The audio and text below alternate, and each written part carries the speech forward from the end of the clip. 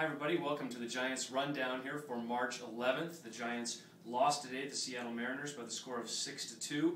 They started the day very inspired. They had a team meeting with all their Hall of Famers, except for Juan Marichal, who's in the Dominican Republic, but Mays McCovey and Orlando Cepeda and Gaylord Perry were there and lasted almost 45 minutes. So unfortunately, that didn't lead to a good result. Not only did they lose for the first time under Bruce Bochy this spring, they're 7-2 overall, but it was really their sloppiest game thus far of the spring. Tim Lincecum, the Giants didn't play well behind him for the second time. This was Timmy's second start of the spring. You'll recall his last start Sunday was rained out, so he got his work in an indoor cage.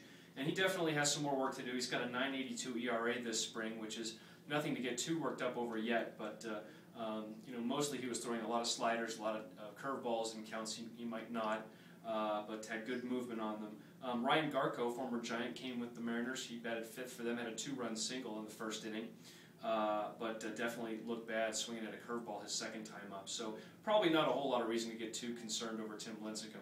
But Madison Bumgarner did have a concerning outing. He took over for Timmy with 2 outs in the third inning, got the out by picking off a runner at first base. He's got a great pickoff move.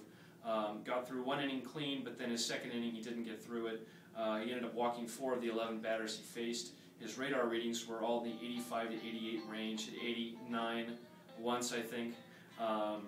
But obviously, if he has more outings like this, it might be a concern whether he can hang on to that number 5 spot in the rotation. So we'll have to see what Todd Wellmeyer does in his start at Tucson tomorrow. He could definitely make things interesting.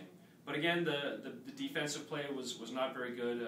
Edgar Renteria slipped on a ball in the hole. He made another almost a great play on a ball in the hole and made a throw across the diamond, but Aubrey Huff couldn't handle the throw in the dirt. And then what makes matters worse is Jose Lopez tried to score from second base on that, and Huff's throw home was kind of a weak throw. He looks a little ungainly when he throws, to be honest, and it went off Benji Molina's chest protector, and so it allowed the run to score. So Huff got an error. That allowed Lincecum to have an unearned run on his mark for the second consecutive outing. So anyway, Bruce Bochy said that we know what Aubrey Huff's reputation is with his defense. It'll be up to him to address that, and that's what they plan to do this spring. One other big issue that the Giants wanted to address this spring is Pablo Sandoval's weight, and Bruce Bochy said he's very pleased with what Pablo has done. He's dropped about 10 pounds almost this spring. He's down to 253 he weighed in the other day. You'll recall 250 was his target weight. And Pablo does look like he slimmed up a little bit. He was running on very easily, very smoothly on a double, and then he scored very easily from second base on a single. He definitely looks athletic out there, so a good sign there. A couple other injury updates. We talked to Joe Martinez this morning. He said his MRI is no big deal. He really downplayed it and thinks that once this inflammation clears up, he'll be back out there in another day or two. Obviously back of the elbow is a big concern, so we'll have to wait and see about that, but at least Joe wants to get back on the mound. Nate Schierholtz was in the original starting lineup. He was scratched. His knee fouled the ball off his knee a couple days ago. He played Wednesday, was sore after playing Wednesday, so he's going to sit it out, but he is going to go to Tucson tomorrow, and he'll be part of that trip, which mostly will be the rest of the kids in the lineup.